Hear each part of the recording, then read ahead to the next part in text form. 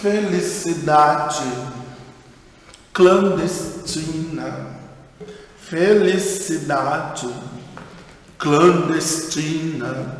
E aí, crianças, tudo bom? Mas o professor tá pirando já, né? Ficar falando felicidade clandestina aí.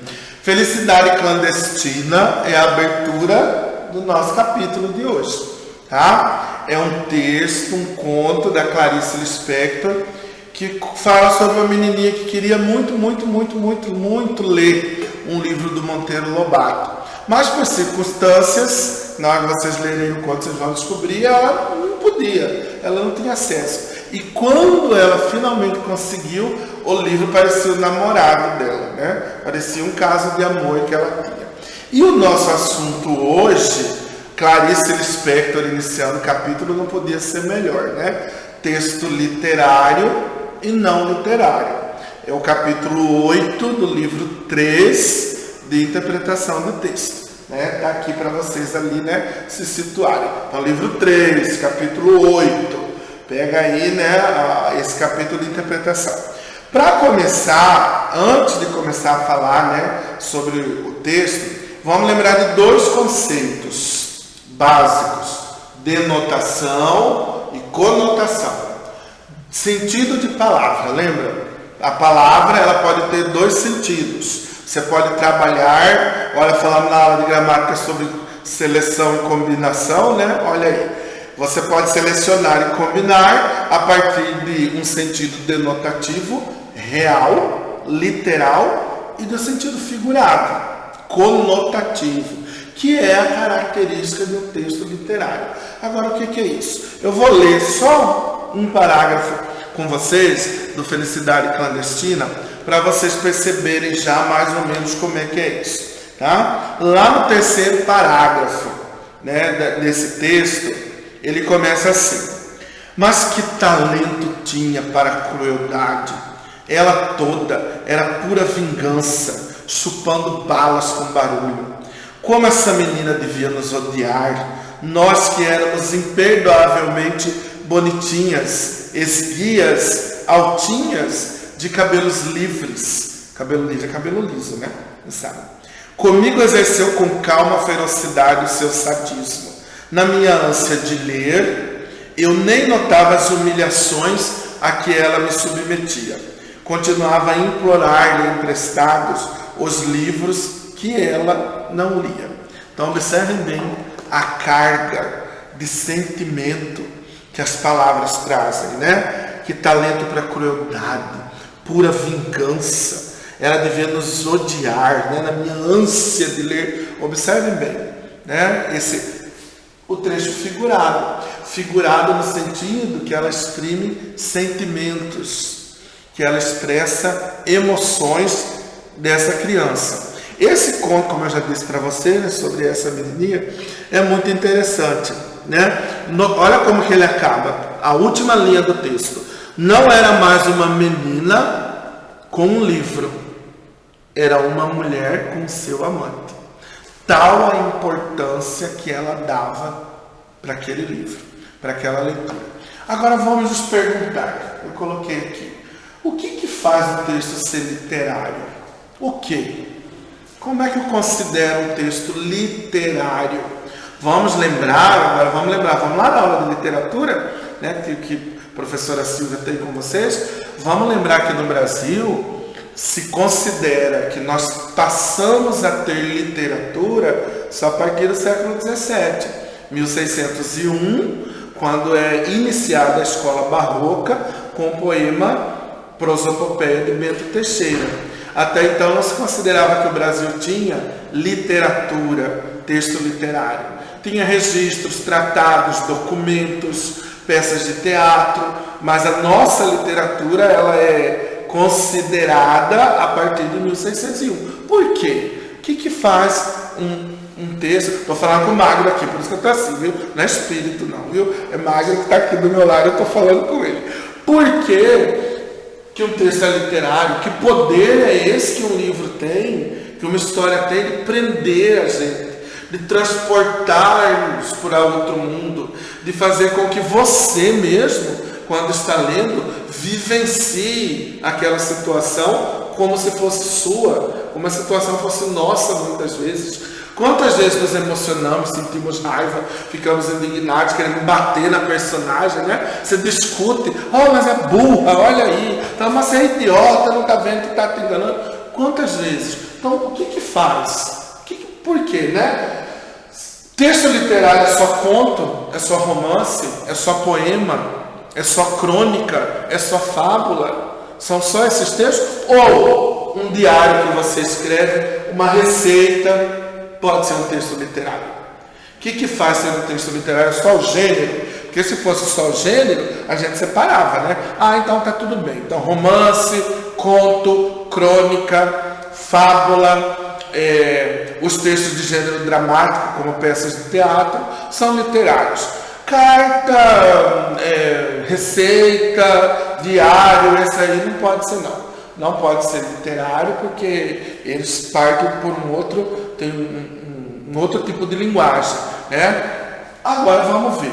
Esses textos literários, eles têm características, né? Eles têm características que fazem com que eles sejam considerados textos literários, em diferença de outros não literários. E não é só o gênero, como eu perguntei aqui. Uma receita pode ser um texto literário? Será? Como? Né? Um diário, uma notícia, como que isso pode se transformar em texto literário? Vamos ver aqui então.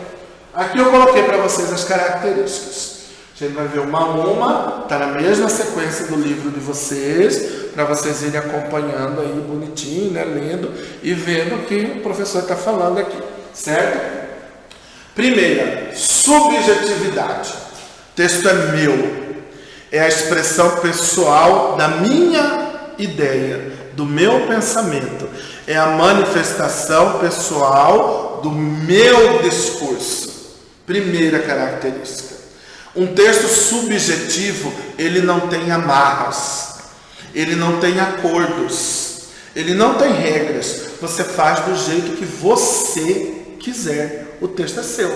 Se eu quero contar uma história triste, parecendo uma piada, comédia, eu posso. Se eu quero contar uma história engraçada, fazendo dela uma história triste, eu também posso. Se eu quero olhar determinado assunto, determinada coisa sob uma perspectiva diferente, eu também posso.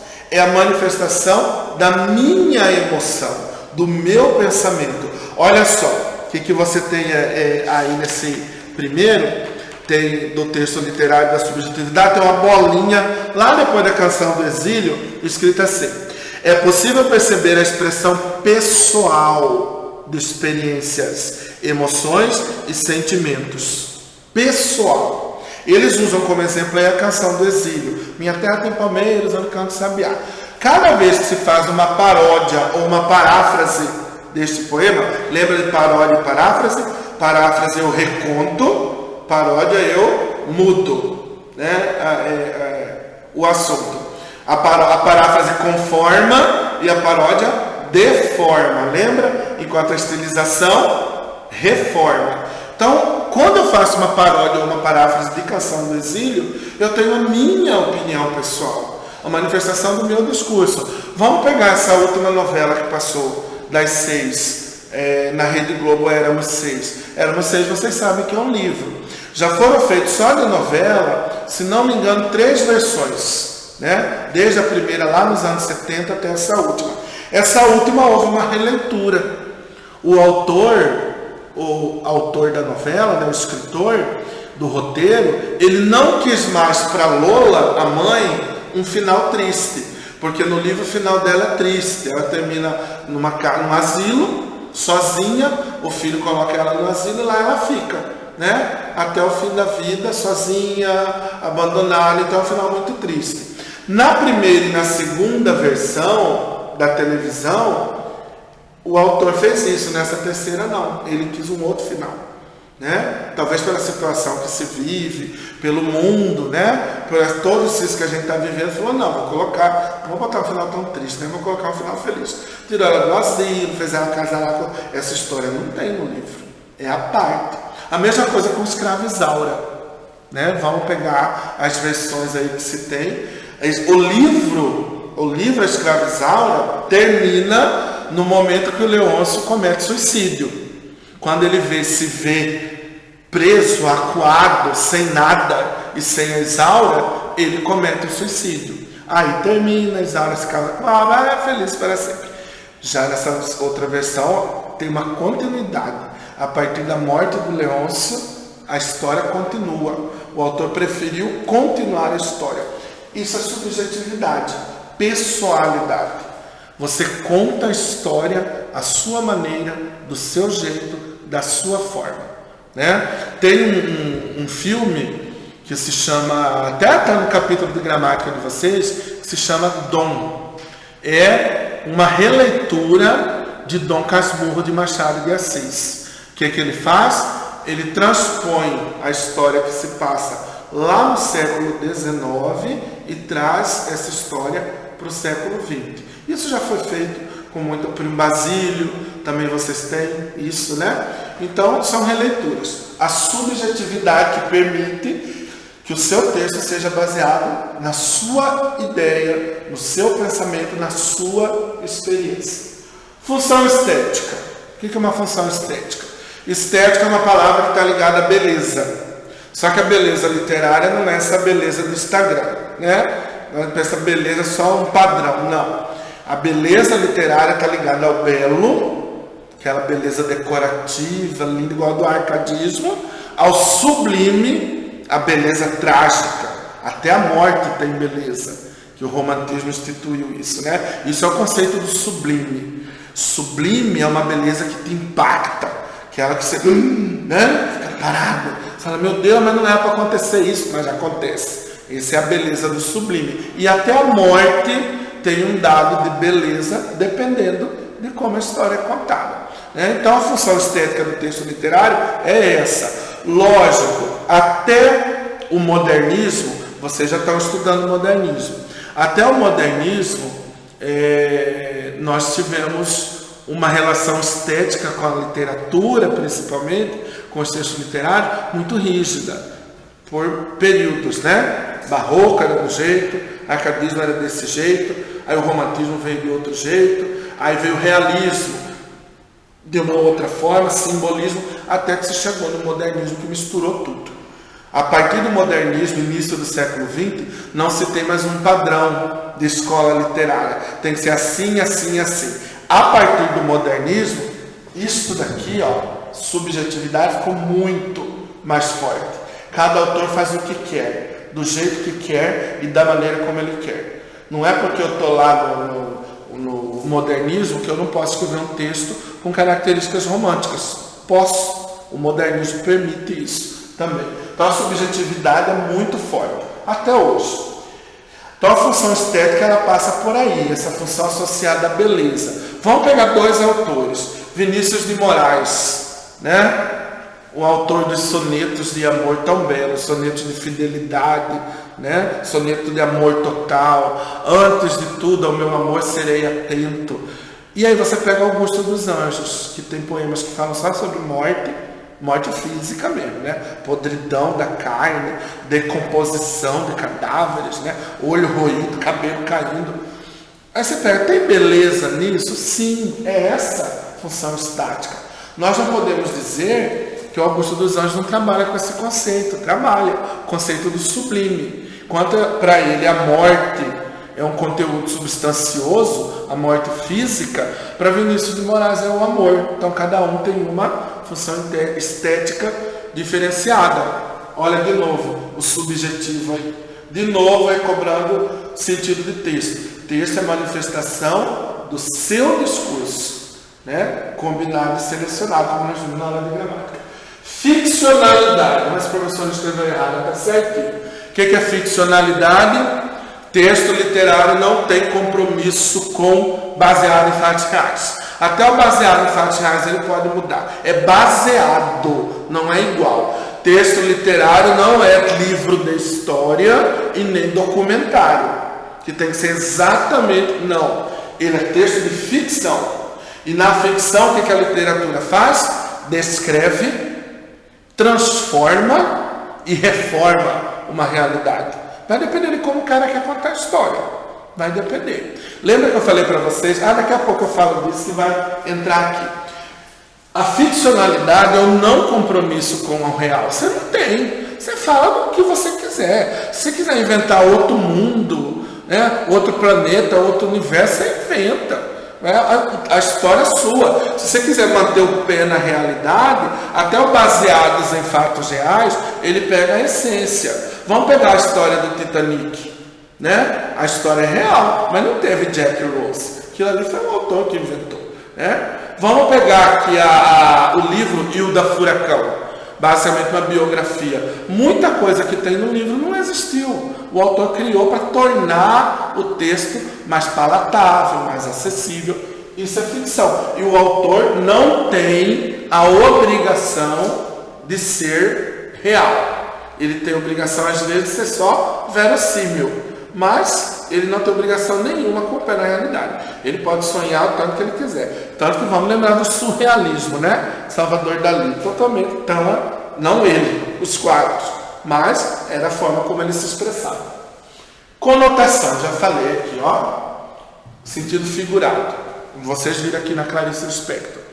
O texto literário, ele tem que se basear no sentido figurado, senão ele deixa de ser literário. Ele tem que apresentar figura de linguagem, sim. Ele tem que apresentar vários significados, sim. Isso é conotação. Quando você pega Camões e fala amor é fogo que arde sem se ver, até o funk brota no bailão, é isso. É isso. Você não vai brotar no baile, né? Pular do chão, isso não existe. Isso é sentido figurado, característica de texto literário. E plurissignificação. O que é plurissignificação? As palavras te proporcionarem diferentes interpretações possíveis. Também não é meter o louco e falar que é qualquer coisa, não. Não. Dentro de um contexto possível. Se aquela interpretação é possível, sim. É por isso que quando se faz filmes, novelas, séries baseadas em um fato real, né, ela pode mudar. Ou você pode, acabei de falar do Éramos Seis, você pode recontar essa história de diferentes maneiras. Isso é plurissignificação. É possível. É possível pegar a história do primo Basílio lá do século XIX e transpor ela para o século XXI? Sim, é possível. Isso é plurissignificação. O que caracteriza um texto literário também, apesar de não estar aqui, é uma coisa que a gente chama de universalidade, universalismo. É um texto, principalmente, não são todos que conseguem isso, mas textos que servem para qualquer época, para qualquer pessoa e em qualquer lugar. A história.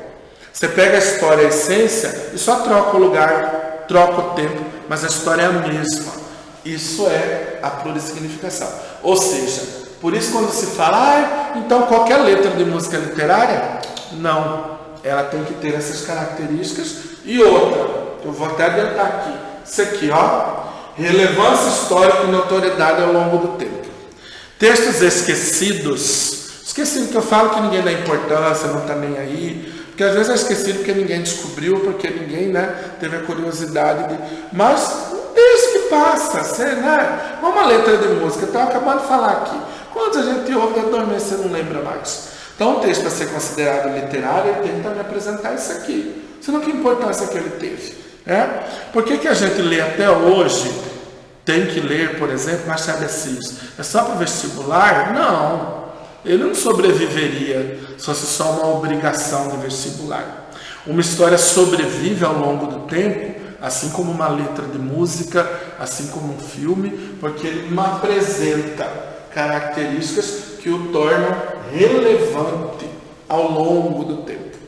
Olha, a gente discute Camões até hoje, porque tem 500 anos, mais de 500 anos que o cara morreu, e a obra dele continua. Shakespeare, Romeu e Julieta, quantas vezes essa história contada, recontada, Megera domada, contada e recontada. Às vezes você assiste uma novela, um filme, aí você vai pegar a história do filme, aí está escrito lá, baseado no livro tal. O diretor, depois de ler o livro tal, teve a ideia de... É isso. Isso é relevância histórica. ela não morre. Então, para um texto ser literário, ele tem que ter isso. E aí, vamos lá. Receita pode ser literária? Pode. Quantas vezes você lê aquelas coisinhas até meio bobinhas, né? Uma pitada de amor, 2 colheres de carinho, 3 mãos de afeto, misture tudo na tigela do seu coração e assim... Essa é uma receita, gênero textual, receita. Mas é um texto literário por quê? Olha, todas as características presentes. Pessoalidade, subjetividade, conotação, ficcionalidade. Eu usei um gênero, mas para contar a história de uma outra forma. Isso é que a gente cai aqui, ó. O que é o texto não literário? O texto não literário é aquele denotativo, bula de remédio, manual de instrução. Isso é texto não literário. Teorias técnicas sobre algo, né?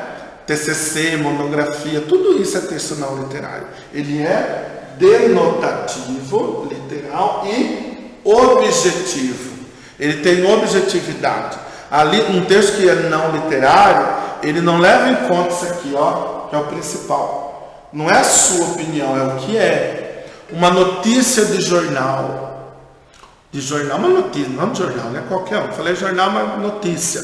Uma reportagem. Isso é texto não literário. Ali você não pode enfiar suas opiniões pessoais, né? Se você for um bom jornalista, você vai se ater aos fatos, que é diferente de um artigo de opinião, pode ser literário, dependendo de como você conta, de um editorial, né? Aí não.